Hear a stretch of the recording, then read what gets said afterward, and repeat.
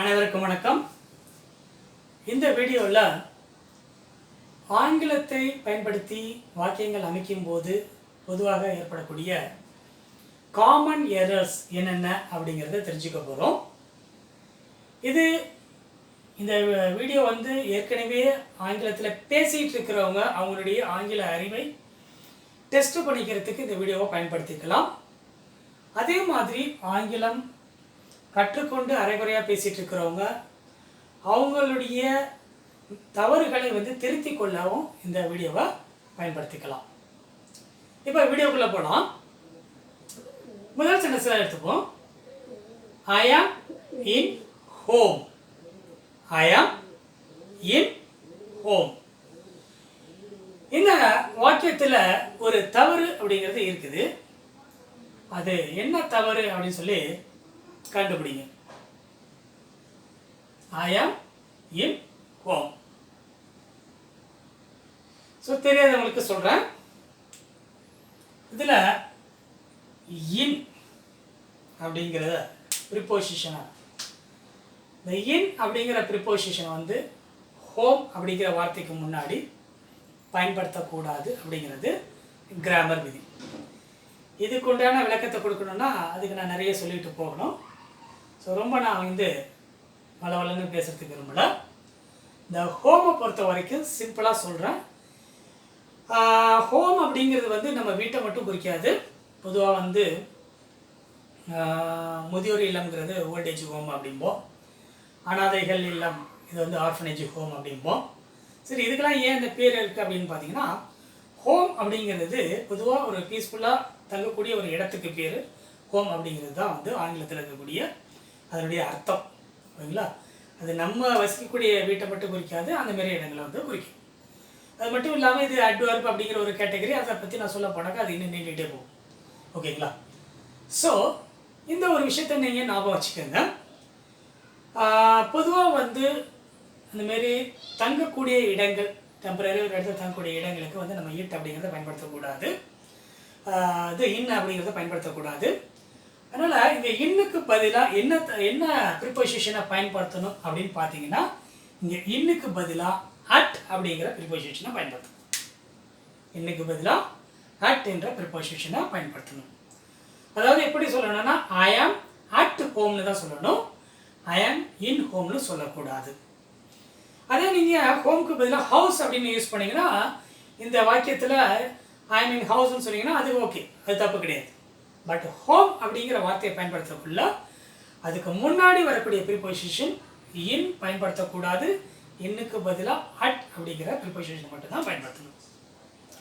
இப்போ அடுத்த வாக்கியத்துக்கு வரும். இது பல பேர் செய்யக்கூடிய ஒரு தவறு. ஐ am in Chennai yesterday. I am in Chennai yesterday. இந்த வாக்கியத்தை பல லேர்னர்ஸ் இந்த மாதிரி பயன்படுத்தி நான் பார்த்துருக்குறேன். அதாவது அவங்க என்ன அர்த்தத்தில் இதை சொல்ல வராங்க அப்படின்னாக்கா, நான் நேற்று சென்னையில் இருந்தேன் அப்படிங்கிற ஒரு அர்த்தம். அது நம்ம எதை வச்சு நம்ம புரிஞ்சுக்கிறோம் அப்படின்னாக்கா, அவங்க இங்கே கொடுத்துருக்கக்கூடிய எஸ்டர்டே அப்படிங்கிற ஒரு இதை வச்சு, ஓகே நான் நேற்று சென்னையில் இருந்தேன் அப்படிங்கிறத அவங்க இந்த மாதிரி சொல்கிறாங்க. ஐ ஆம் இன் சென்னை எஸ்டர்டே அப்படிங்கிறது. இது ஒரு முற்றிலும் தவறான ஒரு வாக்கியம். காரணம் என்ன அப்படின்னு பார்த்தீங்கன்னா, இந்த வாக்கியத்தில் இருக்கக்கூடிய டைமிங் வேர்டு மாத்திரம் அந்த வாக்கியத்தை நிகழ்காலத்தை சேர்ந்ததா, எதிர்காலத்தை சேர்ந்தா, எதிர்காலத்தை சேர்ந்ததாங்கிறத குறிக்கிறது கிடையாது. ஆங்கிலத்தை பொறுத்தவரை நம்ம பயன்படுத்தக்கூடிய வர்பு அப்படிங்கிறது தான் அது எந்த டென்ஸை சேர்ந்தது அப்படிங்கிறத நிர்ணயிக்குது. ஓகே, நான் நேத்தின்னு சொல்லிட்டேன் அப்படின்னாக்கா அது நேத்திய சேர்ந்துரும் அப்படின்னு சொல்லி சொல்ல முடியாது. ஓகேங்களா? ஸோ ஆங்கிலத்தை பொறுத்த வரைக்கும் வர்பு அப்படிங்கிறது தான் ரொம்ப ரொம்ப முக்கியமான விஷயம். ஓகேங்களா? ஸோ நான் இப்படி பயன்படுத்தினா இது கரெக்டு தானே அப்படின்னு சொல்லி கேட்டாக்கா, கண்டிப்பாக இது முற்றிலும் தவறான ஒரு வாக்கியம். ஓகே? ஸோ அப்படின்னா இதுக்கு எப்படி சார் இதை எழுதணும், அதாவது இது எப்படி இந்த வாக்கியத்தை சொல்கிறது, நான் நேற்று சென்னையில் இருந்தேன் அப்படின்னு சொன்னோம்னா, இங்கே இந்த ஐ ஆம் அந்த ஆம்னு இருக்கு இல்லையா, இதுதான் இங்கே வர்பு, வினைச்சொல். ஸோ நேற்று அப்படிங்கக்குள்ளேயே அது பாஸ்ட் டென்ஸை சேர்ந்துடுது. ஆம் அப்படின்னாக்கா அது நிகழ்காலத்தை சேர்ந்தது. ஆம்னா இருக்கிறேன் அப்படின்னு அர்த்தம். அப்போ நான் இந்த வாக்கியத்தை நீங்கள் அப்படியே நீங்கள் தமிழில் டிரான்ஸ்லேட் பண்ணிங்கன்னா, நான் சென்னையில் இருக்கிறேன், நேற்று நான் சென்னையில் இருக்கிறேன் அப்படின்னு ஆகும். ஸோ இப்போ உங்களுக்கு புரிஞ்சிருக்கும்னு நினைக்கிறேன். நீங்கள் இந்தமாரி வாக்கியத்தை பயன்படுத்தினீங்கன்னாக்கா இது வந்து எப்படி தவறான ஒரு வாக்கியமாகும் அப்படிங்கிறது இப்போ புரிஞ்சிருக்கும்னு நினைக்கிறேன். நான் நேற்று சென்னையில் இருக்கிறேன்னு. ஆனால் நம்ம அப்படியே சொல்லுவோம், நான் நேற்று சென்னையில் இருந்தேன் தான். ஸோ இது தவறு. ஸோ இதுக்கு பதிலாக என்ன யூஸ் பண்ணணும்? ஸோ ஆம்ங்கிறது வந்து பாஸ்ட் டென்ஸில் வாஸ் ஆகிடும். ஸோ முக்கியமாக கவனிக்க வேண்டிய விஷயம் அதுதான்.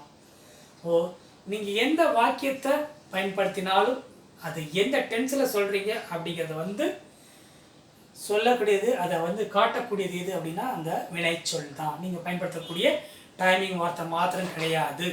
டைம் வேர்ட்ஸ் மாத்திரம் வந்துட்டு உங்களுக்கு வந்து அது வந்து இறந்த காலத்தை சேர்ந்ததோ இல்லை எதிர்காலத்தை சேர்ந்ததோ அப்படின்னு சொல்லாது. இது ஆங்கிலத்தில் இருக்கக்கூடிய ரூல். அது மட்டும் உங்களுக்கு இறந்த காலத்தை குறிப்பிடாது. ஸோ இதை வந்து நீங்கள் வந்து I was in Chennai yesterday அப்படின்னு சொல்லணும். I was in Chennai yesterday, I am in Chennai எஸ்டர்டேங்கிறது தவறு. இப்போ அடுத்த வாக்கியத்துக்கு வருவோம். He will come to that tomorrow.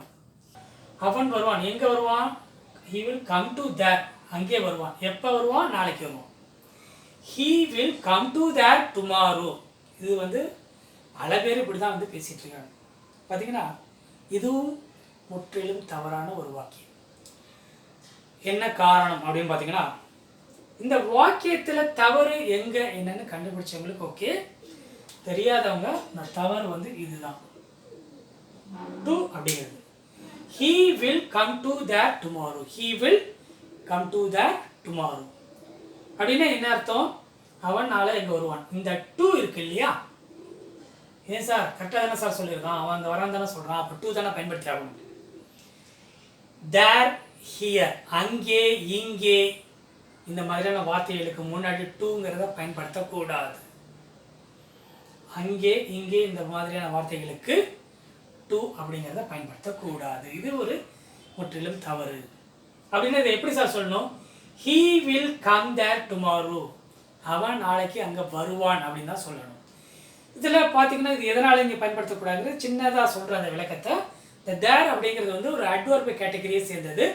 Adverb அப்படின்னா என்னன்னா அது இந்த வினைச்சொல்லினுடைய இதை வந்து எஃபெக்டை சொல்லக்கூடியது. அதாவது அந்த செயல் எங்கே நடந்தது அப்படின்னு சொல்லி குறிக்கக்கூடியது. அதாவது அது அந்த செயலை விளக்கக்கூடிய ஒரு வார்த்தை, அவ்வளோதான். வர்பை வந்து விளக்கக்கூடிய வார்த்தை வந்து தான் அட்வர்ப் அப்படிங்கிறது. இந்த தேர் அப்படிங்கிறது அட்வர்ப் கேட்டகரியை சேர்ந்தது. அதனால் நம்ம இங்கே இந்த டூ அப்படிங்கிறத பயன்படுத்தக்கூடாது. அடுத்தது, Arun always drive the car rashly. Arun always drive the car rashly. இந்த வாக்கியத்தை எடுத்துக்கிட்டிங்கன்னா இதுலேயும் ஒரு தவறு அப்படிங்கிறது இருக்குது. தெரிஞ்சவங்க கண்டுபிடிச்சிட்டிங்கன்னா ஸோ நீங்களே ஒரு கிளாப் போட்டுக்குங்க. தெரியாதவங்களுக்காக சொல்கிறேன். Arun always drive the car rashly. இதில் எந்த இடத்துல தவறு இருக்குது? ஓகே, சிந்திக்க 1-2 செகண்ட்ஸும் நீங்கள் எடுத்துக்கலாம். அப்படியும் முடியாதவங்களுக்காக சொல்கிறேன். Arun always drive the car rashly அப்படின்னா இதனுடைய அர்த்தம் என்னன்னா, எப்பயுமே அருண் வந்து காரை ரொம்ப மோசமாக ஓட்டுறான் அப்படிங்கிறது தான் இதனுடைய அர்த்தம். அருண் எப்பயுமே காரை மோசமாக ஓட்டுறான் அப்படிங்கிறது. சார் இப்போ இந்த வாக்கியத்தில் இருக்கக்கூடிய தவறு என்னன்னு பார்க்கலாம். இந்த சென்டென்ஸை பொறுத்த வரைக்கும் இது வந்து ப்ரெசன்ட் டென்ஸில் ஃபார்ம் பண்ண சென்டென்ஸ், நிகழ்காலத்தை குறிக்கக்கூடிய ஒரு சென்டென்ஸ். அதாவது நிகழ்காலம் மட்டும் இல்லை, எப்பையும் அப்படிங்கிறது நிகழ்காலத்து ப்ரெசன்ட் டென்ஸை பொறுத்த வரைக்கும் எப்போதுமே மாறாத விஷயங்கள்லாம் வந்து நம்ம பேசுகிறதுக்கு அந்த டென்ஸை பயன்படுத்தும். இப்போ Arun always drive the car rashly, இதில் தவறு எங்கே இருக்குன்னா இங்கே தான் இருக்கு. என்ன தவறு அப்படின்னு பார்த்தீங்கன்னா, Arun always drives the car ரேஷ்லின்னு தான் சொல்லணும். என்ன காரணம் அப்படின்னு எடுத்துக்கிட்டிங்கன்னா, அருண் அப்படிங்கிறது he, that is equal to அவன் அப்படிங்கிற ஒரு அர்த்தம். ஓகேங்களா? அருண்ங்கிறது ஒரு ஆண்பாலை குறிக்கக்கூடியது, அது ஒரு நபர். ஓகேங்களா? அருண்ங்கிறது ஒருத்தர் இல்லையா? ஸோ ப்ரெசன்ட் டென்ஸை பொறுத்த வரைக்கும் ஹீ ஷீ இட் இந்த வார்த்தைகள் மற்றும் சிங்குலர் ஃபார்ம் நவுன்ஸ்னு சொல்லக்கூடிய பெயர்கள், சிங்குலராக வரக்கூடிய பெயர்கள் இருக்கு இல்லையா, அவைகளோட வர்பு வரக்குள்ள அந்த வர்போட எஸ் அல்லனா இஎஸ் அப்படின்னா ஐஎஸ் சேர்க்கணும் அப்படிங்கிறது ப்ரெசன்ட் டென்ஸில் இருக்கக்கூடிய விதி. அந்த விதி இங்கே கடைபிடிக்கப்படலை, அதனால இந்த சென்டென்ஸ் தவறு. இதில் என்ன சார் இருக்குது, தான் கரெக்டாக வந்துச்சு, ஒரு எஸ் தானே, இது விட்டதுனால நீங்கள் என்ன குறைஞ்சி போயிட்டீங்கன்னு சொல்லி கேட்கலாம். பட் ஆங்கிலம் அப்படிங்கிறது அதில் வந்து பர்ஃபெக்ஷனுங்கிறது ரொம்ப முக்கியம். ஓகே, நீங்கள் ப்ரொஃபஷனலாக பேசணும், இல்லை கம்யூனிகேட் பண்ணணும் யார் கூடயும் அப்படின்னாக்கா அங்கே சிறு தவறுகள் கூட கவனிக்கப்படும். அதனால் வந்து இந்த சென்டென்ஸில் தவறு வந்து இதுதான், டிரைவ்ஸ்னு இருக்கணும், டிரைவ்னு இருக்கு. அடுத்த வாக்கியம் ஷீ டோன்ட் ஹாவ் சில்ட்ரன். இந்த வாக்கியம் வந்து பொதுவாக வந்து நிறைய பேர் செய்யக்கூடிய தவறு தான். தெரிஞ்சவங்க ஓகே, தெரியாதவங்க ட்ரை பண்ணுங்க, அப்படி முடியலைன்னா நானே சொல்கிறேன். இந்த வாக்கியத்திலையும் ஒரு தவறு அப்படிங்கிறது இருக்கு.